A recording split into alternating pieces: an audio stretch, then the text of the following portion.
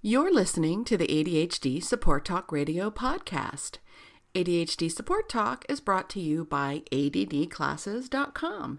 Visit www.addclasses.com and sign up for free webinars and online events today. Hello, welcome back to ADHD Support Talk Radio. I'm your co-host, Lynne Edris. I am a productivity coach and an ADHD coach, and I work with overwhelmed professionals, and I help them reduce procrastination, improve their time management, so that they can get more done with less effort and have more time and energy for the things that matter most to them. I am a woman with ADHD myself, guys, so I get it. I've been there. I've done that. So I understand where you all are coming from and the constant state of chaos and overwhelm and underperformance that comes with a life with ADHD when it's not managed well. But I really do believe that you can turn that around and start firing on all cylinders in all areas of your life yourselves. You can learn more about me, what I do, and the programs and services I offer at www.coachingadvantages.com. And when you text the keyword hack, HACK, to the number 33777, I'll send you my 7 foolproof productivity hacks to help you add hours of free time to your weeks by investing just a few smart minutes each day. Well, today we're going to talk about sleep. In a moment, our founder, our host, Tara McGillicuddy, is joining me, and we're going to talk about sleep, which is such a difficult struggle for so many of us with ADHD. So welcome, Tara. I'm glad to be back again. So I'm looking forward to talking about sleep, and I'll talk a little bit about myself for people who may not know me. I think you've been doing so many episodes. People are used to listening to you on here, Lynn. So my name's Tara McGillicuddy. I'm an ADHD coach, productivity coach, and I also help people shift their energy. You can learn more about me by going to taramcgillicuddy.com. Awesome.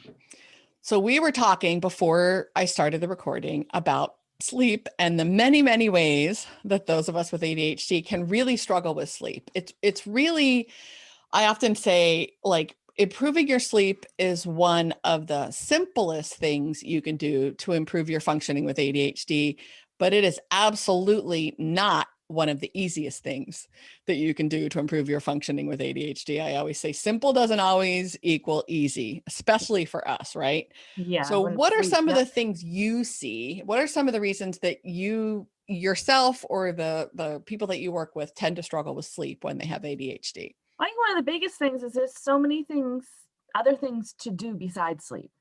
And a lot of people haven't made that shift. They haven't put it in it's not part of their mindset yet that sleep should or needs to be a top priority. So sometimes just that, becoming aware of that alone can really shift things, but we have so many other things going on, and it's just so too easy to do something else besides sleeping. Absolutely. And I think what you said about the mindset piece is huge, right? So much of what we struggle with, kind of boils down to, as I always say, what's going on between your ears, right? So I have clients all the time that say, like, I know I need to go to bed, but I just don't go to bed. Like, why don't I just go to bed already? And there's a lot there for a lot of us. It can be a very tangled sort of combination of things. But for a lot of us, for starters, really kind of accepting at a deeper level how important sleep is for us is crucial. And I know that sounds kind of obvious, but I always say there's acceptance, and then there's like a deeper level of acceptance that's almost like a kind of surrender.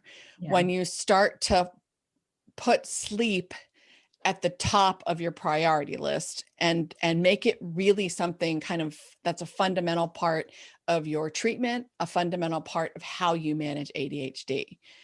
And it's, again, that's a mindset shift that isn't really easy for a lot of us, but it's an important one. It's a really important one. And I think people might say, oh, I'm fine. I only need 4 hours of sleep a night. No, when you have ADHD, well, I think all humans, but especially when you have ADHD, it's essential to get a good 7 to 8 hours of sleep. Some people need even more. Right, but these people who say, 4 to 5 hours of sleep, I'm fine. You're really not. I mean, yeah, so it's so essential to just realize it's important to get a good night's sleep and get enough sleep. Absolutely. And it's, it's, I understand. I understand those people that say they only need so many hours of sleep or whatever, because they feel like they're functioning okay. Yes. Right. But when it comes to ADHD, right, we are struggling with executive function challenges, processing challenges. Our brains really need to recharge. Even if our bodies don't feel like they need to recharge, our brains really feel like they need to recharge. But so many of my clients know they need sleep, right? I mean, this is not like news to anybody, right? They know they need more sleep. They know they need to get to bed at an earlier time so they can get more hours, but it's so hard, like, to go to bed. Yeah. Consistency is hard for us in general, right? Until we create good sort of habits and rhythms. And I always call them like personal automations for things, but there are a lot of things that get in the way for us just to go to bed. Right. Yes, And again, yes. one of those things that sounds super simple, but is definitely not easy. Right. And for most of us, it's not as simple as getting into bed, putting your head on the pillow. For a Right. lot of us with ADHD, it's important that we have some type of sleep routine, sleep ritual, wind down routine. And there are some people Absolutely. that they can get into bed and within 5 minutes they're asleep. Most of us with ADHD are not those people, so we have to go backwards. Absolutely. We got to kind of reverse engineer it. I am married to one of those people who's asleep within seconds of his head hitting the pillow. And, sorry, Steve, he snores like the Dickens, right? So I sleep with earplugs in every night. But if I don't fall asleep quickly enough, once he starts snoring, then I always say the mental gerbils wake up and my brain starts going, and then I will have a hard time falling asleep. So for me, the sleep rituals are really important. Doctors and experts call it sleep hygiene, right? Yeah. What you do to prepare your brain and your body for bed every night. And that's why a really good, consistent bedtime routine is really, really important. But again, not easy for a lot of us with ADHD. It starts with stopping what you're doing. And that is hard for us, right? It's a kind of activation. It's sort of like reverse activation, I guess, but we don't like to stop things once we get going sometimes. Transitions are hard for us. A lot of us, by the time we get to the evening, right, there are a lot of things that come into play here. But one of the things I hear an awful lot about, and I've absolutely struggled with myself, right? We often have, when we have ADHD, we have kind of wonky body clocks, right? Yeah. So we tend to be more sensitive to schedule changes, more sensitive to daylight savings clock changes, right? That messes me up big time in either direction for weeks and weeks afterwards. It's like a running joke in my household. I am also very sensitive to schedule changes. Those kinds of things can really mess a lot of us with ADHD up. And a lot of us tend to identify more as being night owls. Yes. Absolutely. Where do you fall in all of that? I'm the night owl, and it's funny, sometimes the daylight savings or changing the clocks affects me, but there's other years where my body's ready for it. It's like I start getting up earlier or sleep lating, depending on what time year it is. But I don't have a lot of things that I schedule. Like my schedule isn't as rigid as other people's, so I could sleep until my body wants me to get up for the most part. But I am a total night owl, and then I'll get into this normal, I don't know if it's normal, but more normal than it used to be type of sleep routine. And then one thing changes, and it can be that I decide to watch something on TV and I start binge watching it, and it's like, or it's just something that just stimulates my brain, and that can affect my sleep for like weeks, sometimes months at a time. Or like the other day I went to go to the bathroom and then I remembered something on the computer and it was like 1 a.m. Oh, that's the kiss of death right there. And I got there. I was good though. I'm like, wait a minute, I can't be on the computer until 4 a.m. I think I spent 10 minutes on it.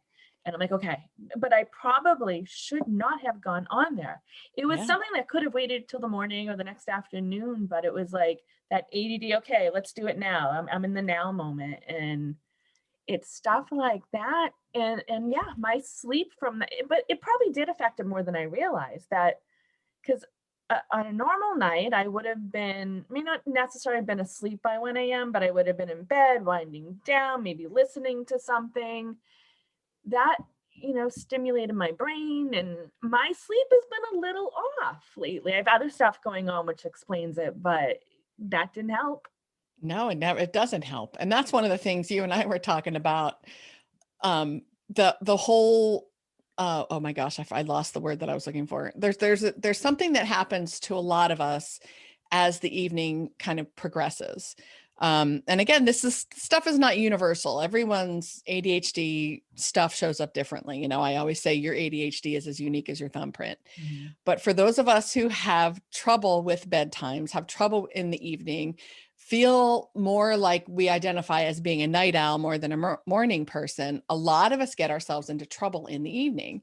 Yes. When we know we ought to go to bed, I hear all the time from clients, I've got all these alarms and reminders and things set all throughout the evening, but I just don't go to bed, right? For some of us, it's as, we go all day long and we feel like we're not as efficient or as effective, or we don't get the things done that we intend to, the things that are important to us.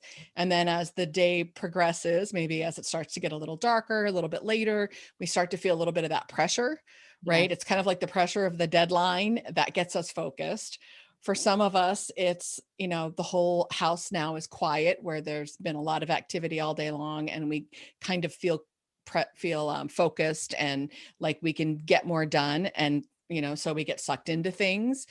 For others, it's just whatever it is that we're doing by that time of the evening, like we just don't have the executive function, brain power to make the decision to get up and go to bed, right? Yeah. I always joke around with my clients that, at a certain point of the night, it becomes what I call like the witching hour. Yep. And if I don't start to transition to bed before the witching hour, before that sort of beginning of the point of no return, I'm in trouble, because it's almost like the toddlers are running the show. It's like my 3-year-old inside of me is now supposed to be responsible and turn off the TV or back away from the computer or the phone or YouTube or whatever it is, and make the adult responsible decision, the executive function decision to go to bed. Yeah, once I get past a certain point. It's almost like you've had a few drinks in that decision-making process. Right. It's on that idea. Your brain is not working as well as it might be at a different time of the day. So absolutely. Yeah, it's like, it's almost like you need something set up where there's no choice. You just go to bed no matter what. Like you need a drill sergeant coming in, putting you to bed. Right. That like in the old days. Anxiety, right. Falling asleep there, but right. Yeah, right. So decide beforehand. It's not a choice. I'm going to bed at a normal time. I'm doing my wind down routine. Like, yep. That's why when it becomes a habit, routine, ritual, whatever you want to call it, where you're not even thinking, it's just automatic. Absolutely. And you've the thing to do, and it takes some self-awareness, and it will take some kind of trial and error, but there's a point for most of my clients that witching hour is pretty predictable. Mm-hmm. Once you start to tune in, like I know, in general, nothing good happens for me from an executive function decision-making standpoint after 11 o'clock at night. Yeah. Now I can hyper focus and get crap done through the night like the best of them, right? But that's not my sharpest, most productive, really most efficient, and really best quality of work anyway. I know that. Yeah. But I know that if by 10:30ish, I'm not already like in process for all the bedtime wind down stuff, I'm in trouble.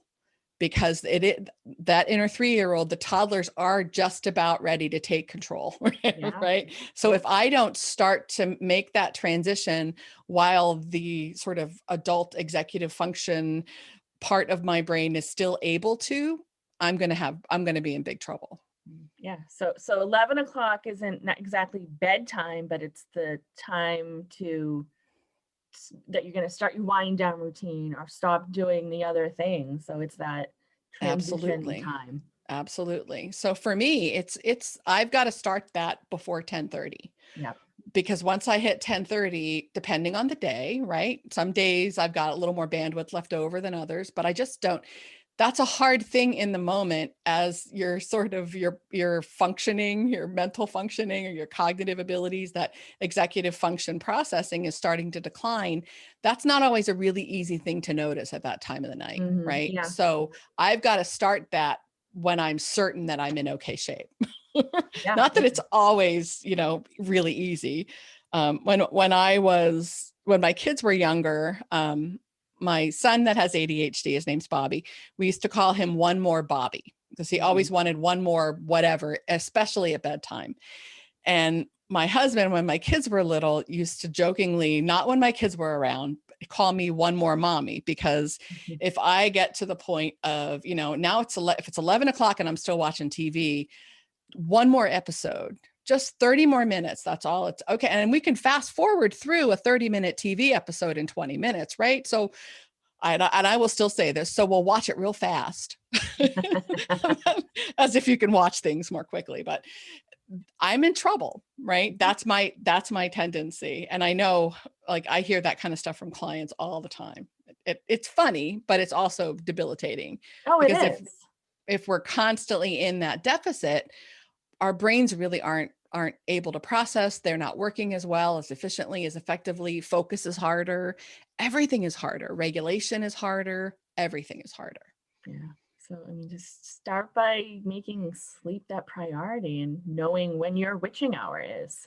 Absolutely. So start paying attention, right? Yeah. Paying attention to when it starts to feel hard. That's the beginning of your, awareness of when your witching hour is. And you can log those kinds of things really easily. I just simply will make a note in my calendar when anytime I'm logging something for data, trying to learn more about myself, improve self-awareness or whatever, I try to find the easiest way to do it for me. And some people like apps and things like that for tracking. I'm going for simple. So I'm just going to put a note in my calendar, and then I'll have some data that I can work with over time. But it's a good place to start, right? And it really does start with awareness and then habits that help you shift your mindset and help you see the benefit over time as well. Yeah. Anything else you'd like to add? I rambled a little bit today, but this is it's a big topic. I just think the biggest thing that we started talking about is just making that shift, that becoming aware, shifting your mindset that sleep is essential, it's important.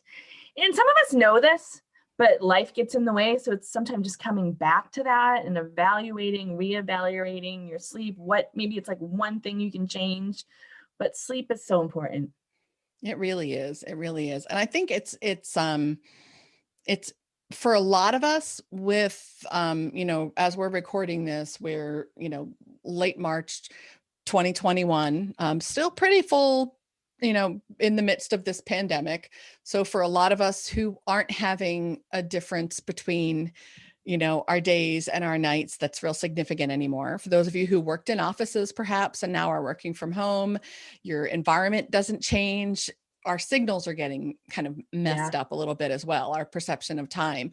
And I think along with anxiety and everything else that's kind of whirling around these days, sleep has become a bigger issue for a lot of my clients than it was even pre-pandemic. And it was a big issue pre-pandemic for a lot of us to begin with. Yeah, and a lot of people were forced to work from home. And I remember one of the things I've always heard is the only things you should be doing in your bedroom is sleeping and having sex. Right. And, people's bedrooms became their offices because they were forced to work at home. So that's something, that can also, be aware of, that if you're using your bedroom for something besides sleeping, if you're using it as your office, pay attention to that. That could be part of the reason why it might be challenging for you to fall asleep. And maybe it's putting up a partition or bringing your laptop out to the kitchen table at some point or something like that. But that's a big one that I think so many people were forced to work at home. Like you and I chose to do this. Right. for the most Right. part. But And it took a while to get yeah, used to it, right? I yeah. mean, I remember it's been what, like 15 years or so for me. It's not easy, guys. I mean, and I think a lot of people are finding that out now. There are No. some upsides, right? Yeah. And like everyone else with all the like the Zoom jokes, there are a lot of days when I'm not dressed in a way that I would want to be, to be in an office, and Yeah. that's okay. I try not to be in jammies all day long, I learned that a long time ago.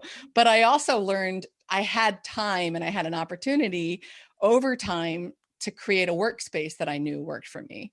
And a lot of us who were all of a sudden, transitioned to work from home at basically like the snap of a finger, Mm-hmm. didn't have that luxury, didn't have that ability, didn't have that time to figure out what worked for them.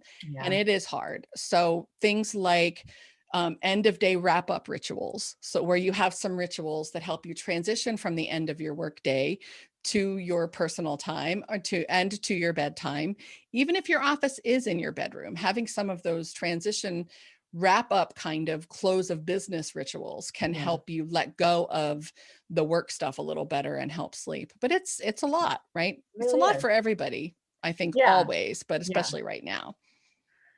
But I think but once you start getting in a better sleep routine, getting better sleep, more sleep, you'll notice that your day goes better. You feel Yeah, better. The negative ADHD issues go down. So it's really, I think that's absolutely. the thing is we're talking about all the associating with like what happens when you don't get sleep. But I think it's also important to look at when you do start getting better sleep, that your life really starts to improve.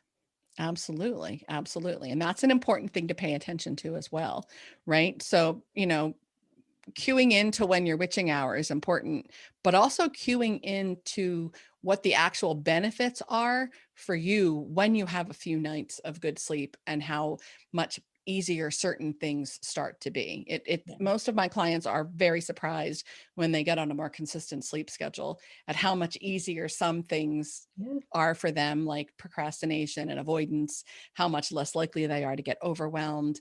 A lot of that stuff that is sort of like thinking, emotion and mindset regulation related gets easier as well. Focus gets easier. Lots of things can get easier.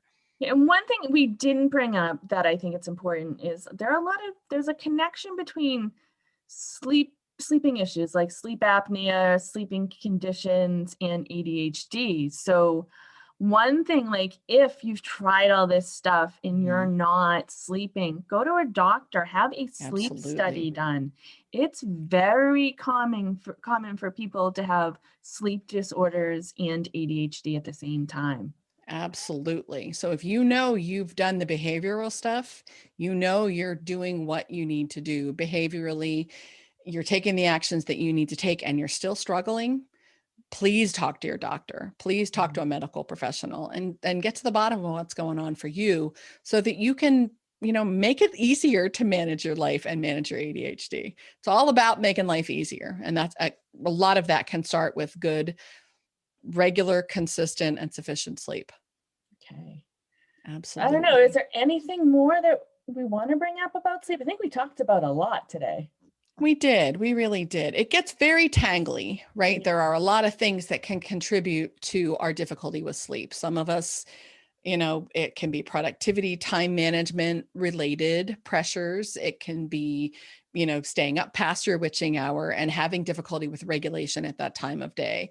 It can be, environmental. There's habits, all of that kind of stuff.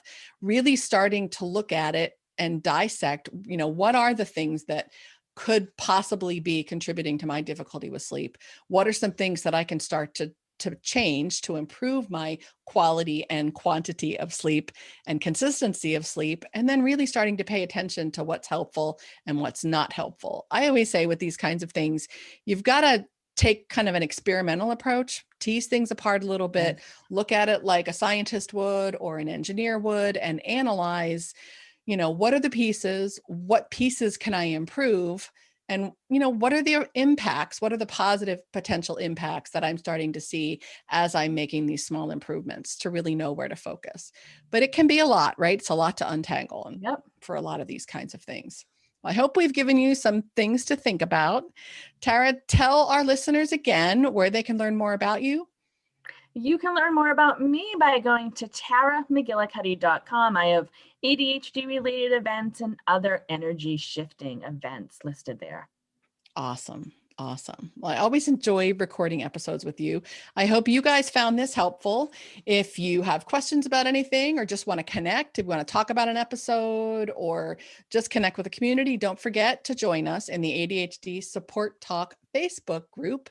Join us there, connect with us there, share your favorite episodes, suggestions for future episodes. We're definitely happy to take on any suggestions. Yes. We always appreciate your attention. We appreciate you listening, and we'll catch you next time on ADHD Support Talk Radio.